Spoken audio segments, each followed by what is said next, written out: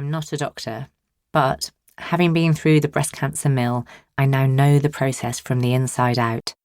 And as a journalist, I'm used to interviewing experts and translating sometimes impenetrable medical advice, statistics, and information in a way that's clear and useful for a wider audience. As well as being an emotional support, you'll find practical advice here for all the stages of treatment and further ways in which you can reduce your risk of recurrence.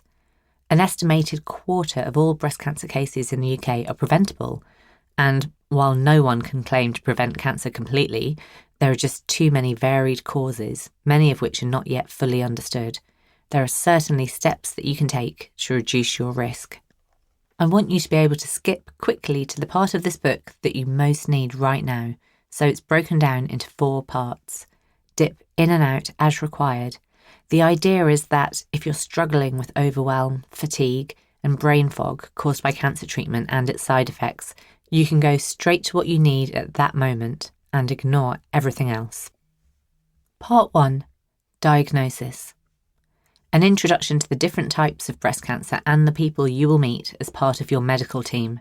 It also covers advice about coming to terms with your diagnosis psychologically and what additional tools and resources are available to support you through treatment. Part 2. Treatment. The most practical chapter, taking each element of treatment in turn and explaining what you need to know. Everyone's experience is different, so whether you need chemotherapy, surgery, radiotherapy, hormonal therapy, targeted treatments, or all of the above, you can skip to the part most relevant for you. Part 3. The end of treatment and the myth of the all clear. Here I address post-treatment issues like menopausal symptoms and fear of recurrence, as well as a positive report on the future of cancer treatment. Then there's a guide to designing your new identity and stepping into your post-cancer life feeling renewed rather than decimated.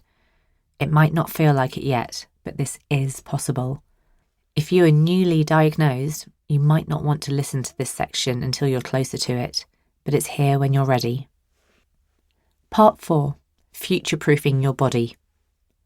Once you've been through cancer treatment, I'm fairly certain you'll be keen to do anything and everything to avoid ever having to do it again. There are plenty of steps you can take to reduce your risk of recurrence, and new treatment breakthroughs are happening all the time. This is your guide.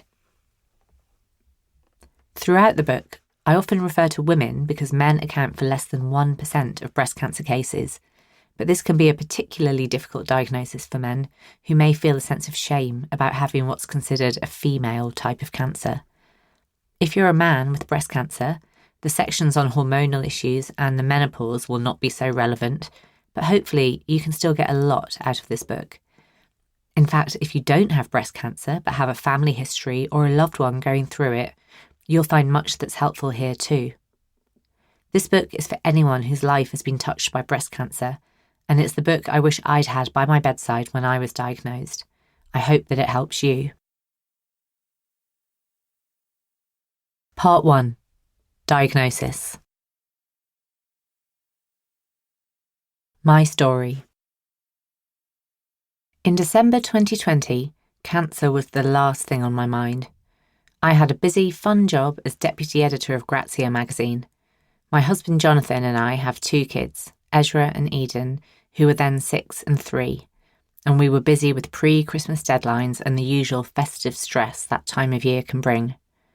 So when I felt a lump on my right breast one day, I almost didn't go to the doctor. Since I'm now such an advocate of regular breast checking, I'm a bit embarrassed to admit that I did not routinely check my own breasts, and found the lump as a pure fluke while moisturising after a shower. According to Google, lumpy breasts are common, and only 1 in 10 lumps turns out to be cancer. It was Jonathan who nudged me to make sure I was going to call the surgery, and when the appointment time came, I was having second thoughts. I can't even really feel it now, I muttered. If I go, I'll be wasting the NHS's time during a pandemic.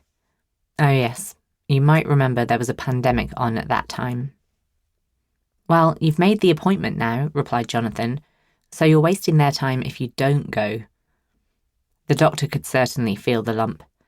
2 days before Christmas, I was sitting in an East London breast clinic, replying to work emails and texting